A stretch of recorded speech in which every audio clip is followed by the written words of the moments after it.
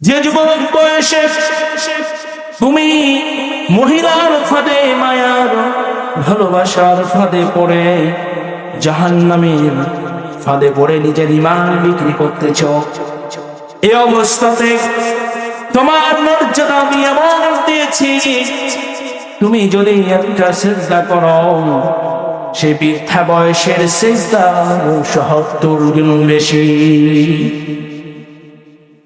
রাসূলুল্লাহ সাল্লাল্লাহু আলাইহি ওয়াসাল্লাম কিয়ামতের ময়দানে আল্লাহ তাআলা প্রতিটা মানুষের কাছ থেকে ৫টা জিনিসের জবাব দিতে না করে কখনো তাকে তার পায়ের নিচে জায়গা ছেড়ে অন্য কোথাও যেতে দিবেন না। দুনিয়ার জীবনে চলাফেরা করতে গিয়ে একটা জায়গায় যদি ৫টা মিনিট দাঁড়িয়ে থাকি পা ব্যথা হয়ে যায়, ১০টা মিনিট দাঁড়িয়ে থাকলে পা ব্যথা হয়ে যায়, ১ ঘন্টা ২ ঘন্টা এভাবে করে সর্বোচ্চ কয়েক ঘন্টা দাঁড়িয়ে থাকা যায়। আর কিয়ামতের ময়দানের সম্পর্কে আল্লাহ তাআলা বলছেন ৫০,০০০ সানাতিম মিম্মা তাউদ্দুন। সুবহানাল্লাহ সুবহানাল্লাহ। মহান আল্লাহ তাআলা কোরআনের মাধ্যমে জানাচ্ছেন সে কিয়ামতের ময়দানে পায়ের নিচে থেকে মাটির উপরে একদিন নয়, ২ দিন নয়, ৫০,০০০ বছরের সময় যতটা লম্বা, এতটা লম্বা সময় ওই জায়গায় দাঁড়িয়ে থাকতে হবে।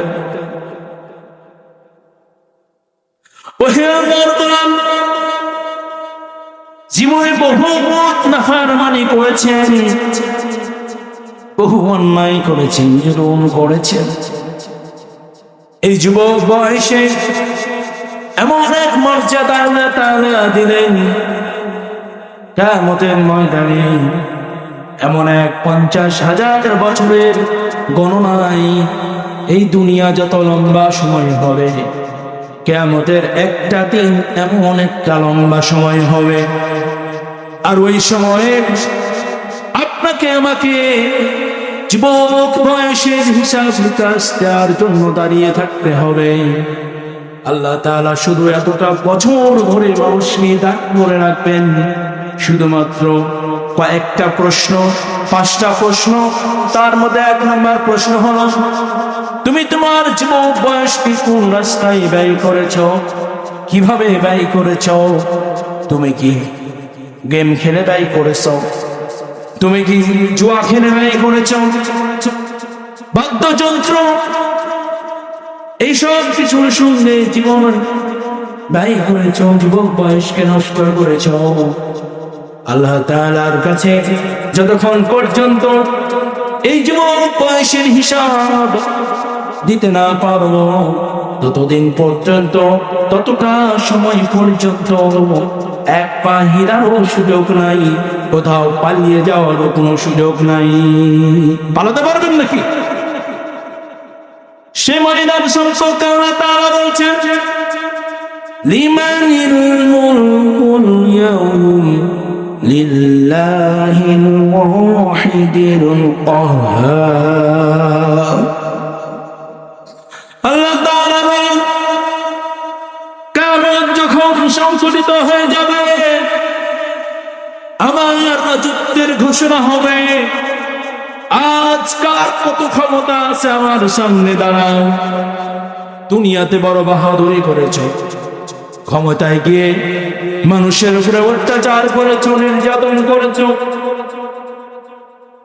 সব যোগ্য নিষ্ঠাবান বান্দাদেরকে অপবাদ দিয়ে বিভিন্ন ধরনের মিথ্যা প্রচারণার মাধ্যমে তাদেরকে শাস্তি দিয়েছ, তাদের জীবন নষ্ট করেছ, পরিবার ধ্বংস করেছ, সমাজ ধ্বংস করেছ।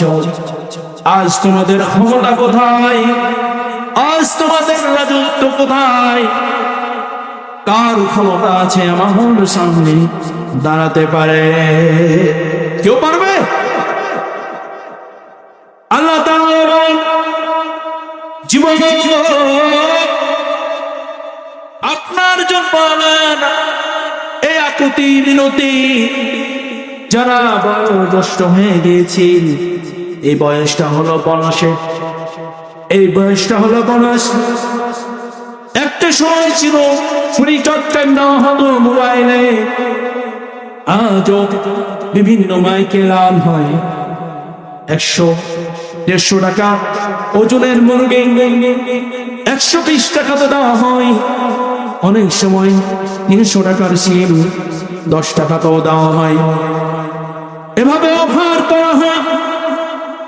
মহান আল্লাহ তাআলা এখানে যত বয়োজ্যেষ্ঠ মানুষ আছেন, এই বয়োজ্যেষ্ঠ মানুষগুলো হলো আল্লাহর ডিকশনারিতে বনবাসী। এই সময় চাইলেও জীবন বয়সে পড়ে আসা অন্যায় অনাচার পাপের মাফ চেয়ে দিতে পারেন, আল্লাহ তাআলা আপনাকে ক্ষমা করতে পারেন। তবে আপনার বৃদ্ধা বয়সের হিসাব আল্লাহ নেবেন না। যে যুবক বয়স পার হয়ে বৃদ্ধা হয়েছেন, ওই যুবক বয়সের হিসাব আল্লাহর দরবারে রাখবে। আমার বন্ধু, মা বোনেরা, বাবাজিরা, ভাইরা, কিয়ামতটা কি আল্লাহ তাআলা শিখাচ্ছেন বান্দা, যতক্ষণ দিলের মধ্যে আমার ভয় সৃষ্টি না হবে ততক্ষণ পর্যন্ত তোমরা আমার অঙ্গীকার পূর্ণ করতে পারবে না। তাই আল্লাহ তাআলা বলছেন, ইয়াউমা লা তামলিকু নাফসুন লিনাফসিন শাইআ ওয়াল আমরু ইয়াউমাইযিন লিল্লাহ। আল্লাহ তাআলা বলেন, কিয়ামতের ময়দানটা এমন এক ভীষণ ময়দান হবে, সবাই নিজেকে আত্মরক্ষার জন্য কিয়ামতের ময়দানে যে ভীষিকা সূর্যটা মাথার নিকটবর্তী হয়ে যাবে। একটু মনোযোগ সহকারে শুনুন, আমি কিছু সময় ধরে আলোচনা করব, কথাগুলো ভালো করে শুনুন।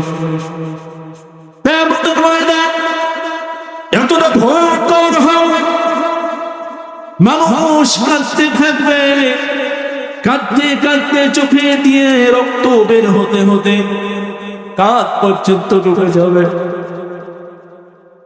মানুষের শরীরের ঘাম ঝরতে ঝরতে তাদের ঘাম আর রক্তগুলো তাদের কাঁধ পর্যন্ত উঠে যাবে।